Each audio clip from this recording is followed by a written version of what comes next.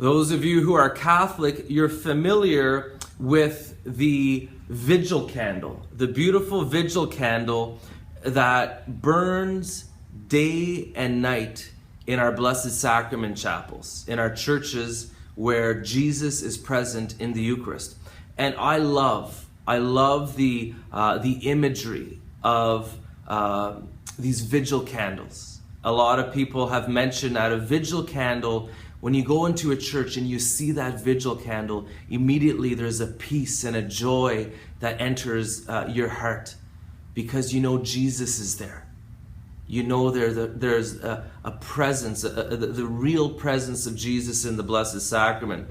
And this vigil candle, it's such a beautiful image also of our own hearts. You see, Jesus with the Father and the Spirit wants to come and make his home in our hearts. And he wants to come and let his light shine in us, in our hearts. He wants to come and he wants his love to burn in our hearts. He wants our hearts to be on fire, and he wants our hearts to be on fire always. I want to share with you two scriptures today. The first one is from Exodus chapter 23, verse 20, when Moses was given instructions for the tabernacle and the Ark of the Covenant and all of those things. He was instructed, "You shall command the Israelites to bring you clear oil of crushed olives to be used for the light, so that you may keep lamps burning always." You see, these lamps made which burned oil were meant to be burning always.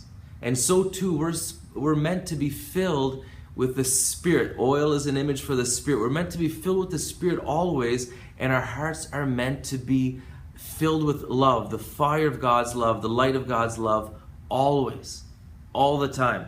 Another beautiful passage, and they say this passage from Proverbs can be a summary of the spiritual life or the spiritual battle. The wisdom writer in Proverbs chapter 4, verse 23 says, "With all vigilance guard your heart, for in it are the sources of life."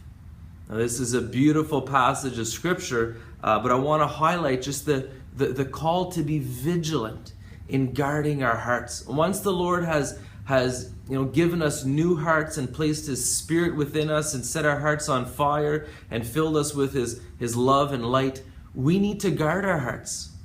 We need to stand as watchmen at the door of our hearts and make sure not to let anything in that is not of God, because we don't want our hearts to grow cold. We want them to burn unceasingly with the love of God. And we want that love, that presence of Christ, to bring peace and joy to others. So that's my prayer for you today, brothers and sisters. May the fire of God's love come into your hearts anew today. May the fire and light of God's love radiate and burn in your hearts. And may you have the grace, the strength, and the courage to be vigilant and to guard your heart today.